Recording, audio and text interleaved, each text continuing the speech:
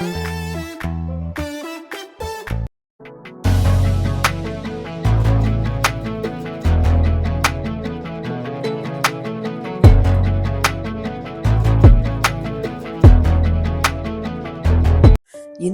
நாம் வாசிக்கப் போகும் சங்கீதம் 102. கர்த்தாவே, என் விண்ணப்பத்தை கேளும், என் கூப்பிடுதல் உம்மிடத்தில் சேர்வதாக. என் ஆபத்து நாளிலே உமது முகத்தை எனக்கு மறையாதேயும், உமது செவியை என்னிடத்தில் சாயும். நான் கூப்பிடுகிற நாளிலே எனக்கு தீவிரமாய் உத்தரவு அருளிச் செய்யும். என் நாட்கள் புகையைப் போல் ஒளிந்தது, என் எலும்புகள் ஒரு கொள்ளியைப் போல் எரியுண்டது. என் இருதயம் புல்லை போல் வெட்டுண்டு உலர்ந்தது, என் போஜனத்தை புசிக்க மறந்தேன். என் பெருமூச்சின் சத்தத்தினால் என் எலும்புகள் என் மாம்சத்தோடு ஒட்டிக்கொள்கிறது. வனாந்திர நாரைக்கு ஒப்பானேன், பாழான இடங்களில் தங்கும் ஆந்தையைப் போலானேன். நான் நித்திரை இல்லாமல் வீட்டின் மேல் தனித்திருக்கும் குருவியைப் போல் இருக்கிறேன். நாடோறும் என் சத்துருக்கள் என்னை நிந்திக்கிறார்கள். என் மேல் மூர்க்க வெறி கொண்டவர்கள் எனக்கு விரோதமாய் சாபம் இடுகிறார்கள். நீர் என்னை உயரத் தூக்கி தாழத் தள்ளினீர். உமது சினத்திற்கும் கடுங்கோபத்திற்கும் உள்ளானேன். ஆதலால் நான் சாம்பலை அப்பமாக புசித்து என் பானங்களை கண்ணீரோடே கலக்கிறேன். என் நாட்கள் சாய்ந்து போகிற நிழலைப் போல் இருக்கிறது, புல்லை போல் உலர்ந்து போகிறேன். கர்த்தராகிய நீரோ என்றென்றைக்கும் இருக்கிறீர்.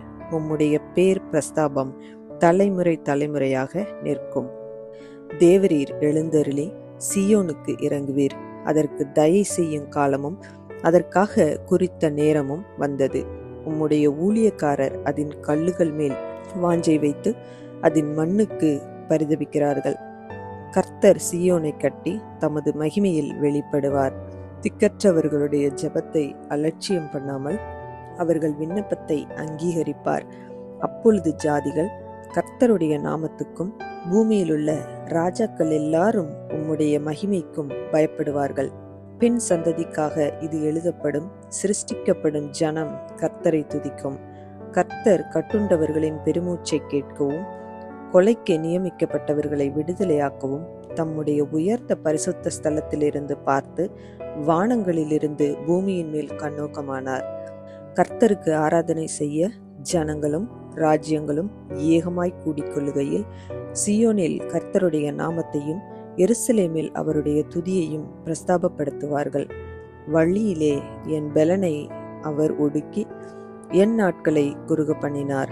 அப்பொழுது நான், என் தேவனே, பாதி வயதில் என்னை எடுத்துக்கொள்ளாதேயும், உம்முடைய வருஷங்கள் தலைமுறை தலைமுறையாக இருக்கும். நீர் ஆதியிலே பூமியை அஸ்திபாரப்படுத்தினீர். வானங்கள் உம்முடைய கரத்தின் கிரியையாயிருக்கிறது. அவைகள் அழிந்து போம், நீரோ நிலைத்திருப்பீர். அவைகளெல்லாம் வஸ்திரம் போல் பழமையாய்ப்போம். அவைகளை ஒரு சால்வையைப் போல் மாற்றுவீர். அப்பொழுது மாறிப்போம். நீரோ மாறாதவராயிருக்கிறீர். உமது ஆண்டுகள் முடிந்து போவதில்லை. உமது அடியாரின் பிள்ளைகள் தாபரித்திருப்பார்கள். அவர்கள் சந்ததி உமக்கு முன்பாக நிலை பெற்றிருக்கும் என்று சொன்னேன். இந்த வீடியோ உங்களுக்கு பிடித்திருந்தால் லைக் பண்ணுங்க, உங்க ஃப்ரெண்ட்ஸுக்கு ஷேர் பண்ணுங்க. இன்னும் நம்ம சேனலை சப்ஸ்கிரைப் பண்ணலைன்னா மறக்காம சப்ஸ்கிரைப் பண்ணுங்க. சைடில் இருக்கிற பெல் ஐக்கானை ப்ரெஸ் பண்ணுங்க. மீண்டும் சந்திப்போம். நன்றி.